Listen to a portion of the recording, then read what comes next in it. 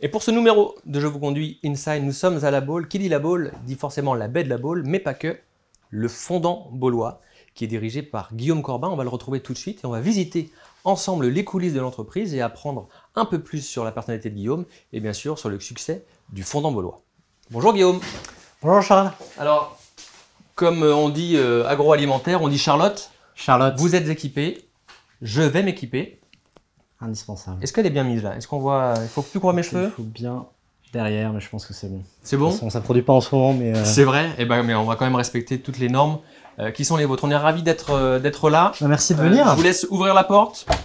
Je vais la pousser. On va parler avec vous de votre parcours, du succès de ce gâteau mythique, le fondant baulois.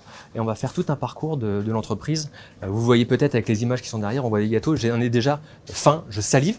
On verra si Guillaume nous a concocté une petite dégustation. Guillaume, vous avez pris les rênes de l'entreprise il y a 1 an et demi. Racontez-nous votre parcours. Je suis ingénieur de formation. Ok. J'ai 34 ans et j'ai commencé ma carrière chez Clarins, dans les cosmétiques, donc dans des biens de consommation haut de gamme, Ouais. une expérience qui me sert encore beaucoup aujourd'hui. Et puis, je travaillais sur des problématiques logistiques, gestion de stock et supply chain plus généralement. Et je suis parti ensuite en tant que consultant, donc dans le conseil quelques années, Okay. toujours à Paris, où je travaillais dans différents secteurs, toujours sur les problématiques industrielles, opérations et supply chain. Il y a maintenant 2 ans, en fait, ça correspondait à la fois à une étape de ma vie où on attendait notre premier enfant, on avait envie de partir un peu de Paris. Okay. Je ne me projetais pas forcément dans le milieu du conseil parce que je ne me voyais pas expert toute ma vie, mais plus sur un projet un peu plus concret, plus global, avec des équipes accompagnées, etc. Et je suis un amoureux, un inconditionnel du produit, du fondant baulois que je connais depuis de nombreuses années. Et je suis un ami de l'ancien directeur. Et Okay. c'est au cours d'un week-end entre amis, il m'a parlé qu'il avait d'autres projets et qui comptait partir. Et j'ai foncé, j'ai tout de suite levé la main en disant que j'étais très intéressé pour prendre sa suite. Et donc voilà, ça fait maintenant 1 an et demi que j'ai l'honneur et le plaisir tous les jours de diriger cette entreprise. Alors, on va visiter l'entreprise. On précise juste quand même qu'au-dessus de vous, il y a une personnalité qu'on connaît très bien dans le monde de l'entreprise, puisque le propriétaire du fondant baulois, c'est Geoffroy Roux de Bézieux, qui est l'actuel président du MEDEF. Et c'est important de le signaler. On est où là? Quand on regarde moi, tout ce stock de matières sèches, puisque c'est ce que vous nous avez précisé, c'est là que se trouvent toutes les petites coupelles sur lesquelles les emballages, le packaging. Ben, prenez-en un juste là pour nous le montrer. Hop, je vais prendre effectivement. Ça, c'est une petite boîte qu'on fait pour un de nos restaurants. Ok. Alors effectivement, là vous êtes dans le stock de tout ce qui est emballage et matières sèches. On a à cœur de s'approvisionner autant que faire se peut localement. Et donc vous voyez, pour tous les étuis, on se fournit à Musiac, dans Ok. un fournisseur vraiment très proche qui nous permet à la fois d'avoir la réactivité nécessaire et puis la légitimité pour dire qu'on fabrique tout en France et d'une très bonne qualité. J'imagine Donc- que je vous ai coupé, pardon, mais que le plus souvent possible, que ce soit dans ces matières sèches ou dans les produits, les ingrédients qui vont servir à la recette, on essaie de se fournir localement ou le plus proche possible pour privilégier les circuits courts. Exactement, on privilégie les circuits courts et puis maintenir la qualité de la recette. Nous, Ouais. c'est vraiment quelque chose sur lequel on ne transige pas et qu'on ne transigera jamais. C'est vraiment la qualité de la recette, la qualité des ingrédients. Et donc, on fait autant que faire se peut. Alors, il y a des ingrédients pour lesquels c'est un peu plus compliqué, le cacao par exemple, mais sinon, l'ensemble provient de régions locales et ça va jusqu'à les emballages parce qu'on est à quelques kilomètres d'ici. Avant de rentrer dans ce laboratoire, la marque a été, la recette, la première recette du fondant baulois a été faite en 1980. Si on fait un rapide retour en arrière, on a cette personne qui est partie à la retraite.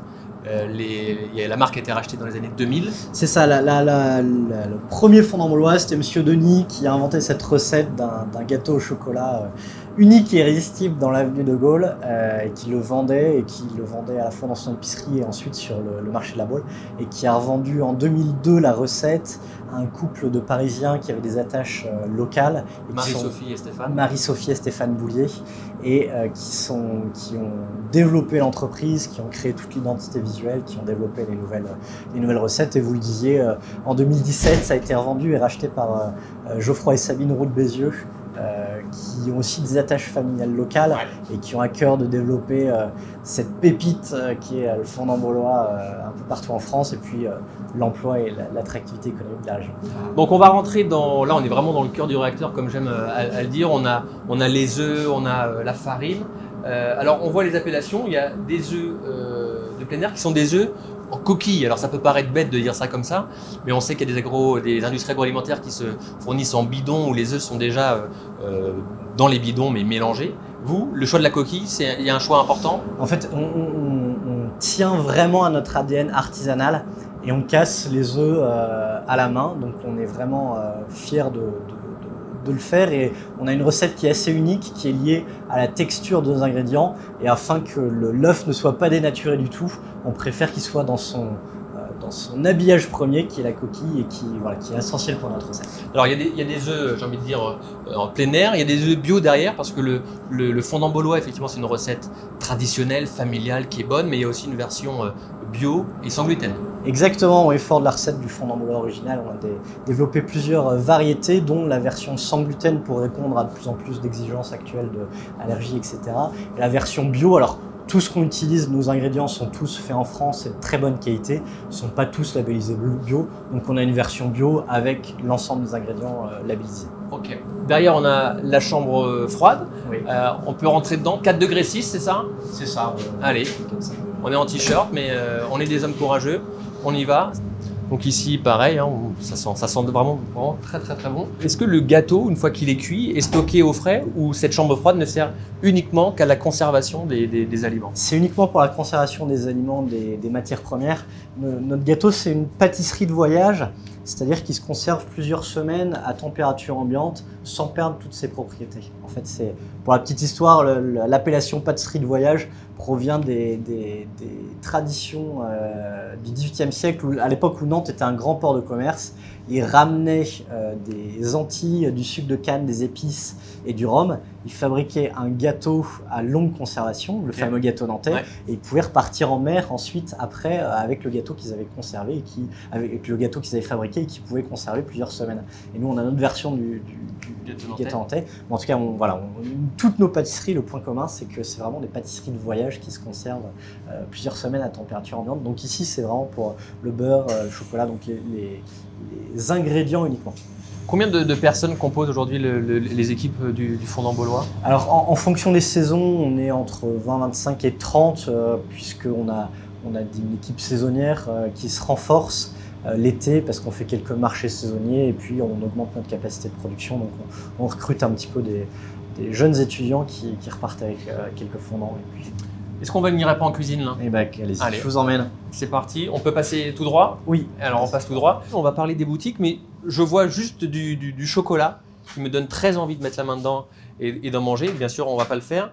Alors c'est des pistoles de chocolat brut, et cette référence de chocolat est assez unique et essentielle pour c'est un alliage de cacao qui est fait par un fournisseur renommé. Le chocolat et puis le dosage du cacao notamment est assez essentiel dans notre recette. Pour à la fois son goût et un peu la texture aussi. Je peux goûter? Je vous en prie.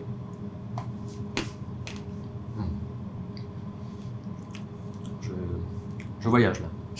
Il est très très bon. Je vais le manger en entier pour ne pas le laisser sécher au moment où vous voulez pas. On va en profiter pour ouvrir la porte et aller directement en cuisine. Avant de parler de la cuisine, on parlait du réseau de distribution. Donc 7 magasins. Vous allez me dire si j'ai tout bon. La Baule, Pornichet, Guérande, le Pouliguen, Nantes et 2 à Paris. Et on a aussi la Turballe aussi. Et la Turballe. Ouais, tout à fait. Donc j'ai pas tout bon. Ces magasins, ils vendent effectivement tous les produits que vous êtes amenés à faire. Donc on parlait du fondant baulois, vous avez parlé tout à l'heure du gâteau nantais, il y a aussi le cake, il y a aussi la pâte à tartiner. Et il y a aussi un réseau de 300 revendeurs. Exactement, oui. Alors on a des revendeurs un peu partout en France et même ailleurs, qui vont de la petite épicerie fine, c'est beaucoup d'épiceries fines majoritairement. On nous retrouve dans des coins un peu plus connus comme la grande épicerie de Paris et maintenant Lafayette Gourmet, boulevard Haussmann à Paris aussi. Combien, on va avancer en même temps, mais combien quel est le volume de vente du fondant baulois sur une année? Écoutez, alors sans trop rentrer dans les détails, on produit en ce moment quelques tonnes par semaine. là, on est vraiment là où tout se passe. On va aller juste là-bas pour voir. Je me permets. Hein. Oui, bien sûr, je vous en prie. Hop. Ça, pour ceux qui ont déjà mangé un gâteau, le fondant baulois, vous reconnaissez forcément. Dessus, normalement, il y a ce fameux gâteau que tout le monde connaît, le fondant baulois. Quelles sont les étapes quand on est dans la cuisine? Combien de temps de cuisson il faut pour faire un bon baulois? Quelles sont les étapes à ne pas rater? Qu'est-ce qui fait la différence avec une autre pâtisserie? Alors, la différence, c'est vraiment le savoir-faire de nos pâtissiers. Ouais. Et donc, je ne vais pas vous donner tous les secrets ici, mais en tout cas, je peux vous donner quelques petites indices. En tout cas, ce qui est sûr, c'est qu'on a vraiment un savoir-faire artisanal qui est très fort. On beurre l'ensemble des moules à la main, on démoule les gâteaux un à un, on casse les œufs, etc. Donc, l'ensemble des étapes sont importantes. Bien sûr, la cuisson. Je ne vais pas vous donner le temps de cuisson. Mais on en tout aura cas, essayé, voilà. on aura tout essayé. Mais sur tous les formats que vous faites, effectivement, ça va du gâteau traditionnel qu'on connaît tous à la petite portion. Lequel est le plus vendu? Il y a un best-seller? Alors, le plus vendu, ça reste le gâteau de 4 personnes, parce que je pense que c'est l'occasion la plus facile, c'est un goûter entre amis, un dessert en familial. Et donc, le format de 300 grammes, 4 personnes, qu'on a décliné dans toutes ces versions, justement, est vraiment notre best-seller. Après, ça dépend des utilisations, parce que pour les restaurants, on fait des grandes barres de 1,1 kg qui se découpent à la part aussi. Okay. Et donc, ça va dépendre de l'utilisation.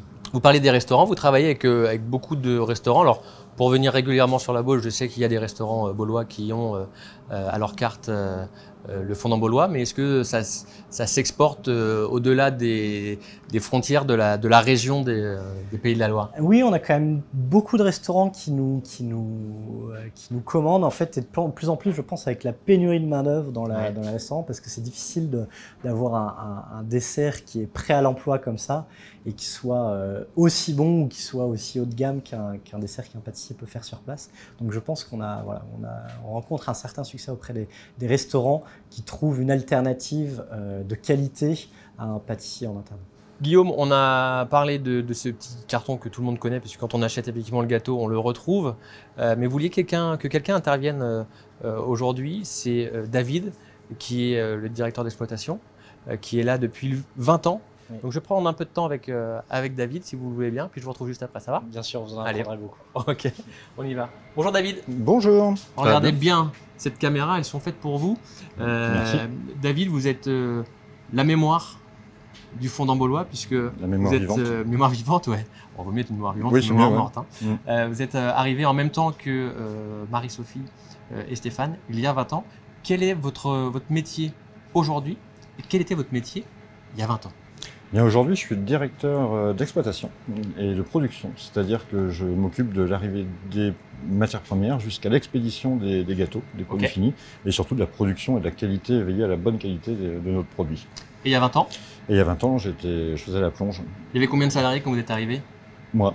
Ah ouais, d'accord, donc c'était voilà, facile un salarié, à compter en donc même temps. oui, c'est clair, donc je faisais la plonge. Pas facile pour faire des copains par contre. Non, c'est clair que pour les sorties en afterwork, c'était un peu limité. Ouais. Mais non, c'était très agréable et j'ai vite appris à faire des gâteaux surtout. Et après, j'en ai fait pendant plus de 10 ans. Bon, une petite indiscrétion, comment il est comme directeur et comme patron, Guillaume? C'est mon 3e patron, je pense que je le classe dans le top 3. C'est vrai? Ouais, il est plutôt... Non, il est très bien. Ouais. Il est très très bien. Et puis, on réussit à garder une synergie, encore une fois, comme il y a eu avec Alban ou avec Stéphane avant, pour améliorer l'entreprise jour après jour. Donc non, c'est très bien, je suis très content. Dernière question, David, est-ce qu'il vous reste après 20 ans de l'appétit quand même pour manger ce gâteau? Toujours. La gourmandise n'est pas un vilain défaut. Et non, il ne faut pas. Je compte sur vous. Vous me préparez une petite assiette et j'arrive? Eh bien, ça marche. Ça marche. Merci. David. À bientôt. Et on va retrouver avec nous Guillaume. Guillaume, on va poursuivre dans la partie expédition, j'ai envie de dire. Est-ce que je peux vous demander d'en prendre un? Oui, bien sûr. Guillaume. Et je voudrais qu'on s'attarde aussi sur, montrer bien la caméra, sur ce seau rouge qui fait aussi la renommée du fondant baulois. Parce qu'il y a la recette, mais il y a aussi tout cet aspect très authentique. Le seau est fait aussi en interne? Alors le seau, pour le coup, c'est une entreprise de décoration qui nous fait ça. En revanche, c'est un seau en chocolat blanc. Et puis ce qui nous plairait, les enfants se l'arrachent. Donc c'est vraiment ce qui fait la renommée. Et puis l'authenticité de notre gâteau. On accorde une grande importance à préserver le secret de notre recette et le mythe, et on cultive un peu le mythe autour de ce secret. Voilà, c'est pour vraiment identifier le vrai fondant baulois, pour marquer que son origine et puis continuer cette tradition. Et en plus du seau, il y a cette fameuse cabane de plage que l'on retrouve, qui est le symbole même vraiment de la Baule. Je crois que ça a été dessiné très rapidement par Marie-Sophie et Stéphane, qui ont voulu donner une identité très forte au produit, quoi. Oui, effectivement, j'ai vu que vous montriez aussi nos fameuses pin-ups, c'est tout l'identité visuelle du fondant baulois avec ses rayures bleues et blanches, ces cabines de plage rappellent un peu le glamour chic de notre station balnéaire. Et donc voilà, il y a une vraie identité visuelle auquel on est attaché aussi. Quand on va sur le site du fondant baulois, on peut aussi, il y a une boutique en ligne. Quelle est la part du e-commerce dans votre chiffre d'affaires? Est-ce que c'est un axe de développement ou c'est vraiment à la marge? Alors c'est un axe de développement parce que on veut que partout les gens retrouvent le goût de leurs vacances, et puis partout en France, donc on mise quand même dessus. Et puis aujourd'hui c'est quand même un axe stratégique assez fort, le digital, pour l'ensemble. Donc on se doit d'avoir un site fort, des réseaux animés, etc. À la fois, c'est pas non plus notre métier, c'est-à-dire que c'est aussi un vrai métier de faire du e-commerce, de suivre les colis, d'expédier, etc. Donc on tient à le conserver en interne pour que ce soit qu'il y ait le moins de jours possible et le moins de chemin possible entre le four et le consommateur. C'est forcément un axe de développement. On n'a pas non plus vocation à faire des centaines et des centaines de commandes par jour. On arrive à la fin, Guillaume, de notre rencontre. C'est quoi la suite pour le fondant baulois? C'est quoi la perspective, les ambitions sur les 2, 3, 4, 5 années à venir? Eh bien, écoutez, moi, tous les jours, je suis encore fasciné par la puissance de cette recette où, a priori, c'est un fondant au chocolat assez classique. La clé du succès, c'est de rien changer à la recette, rien changer au produit, et ça nous permettra de nous développer, j'en suis persuadé, en France et puis beaucoup plus à l'international. Souvent imité, jamais égalé, on peut dire ça comme ça. On dit ça souvent. Merci en tout cas de nous avoir fait visiter les coulisses de l'entreprise, c'était top. On va se retrouver nous prochainement pour un nouveau numéro de Je vous conduis Inside. Alors là, maintenant, je vais poser la caméra et je vais aller me goinfrer de chocolat. Voilà, je vous dis à très vite. Salut. Je vous conduis vous a été présenté par le CIC West.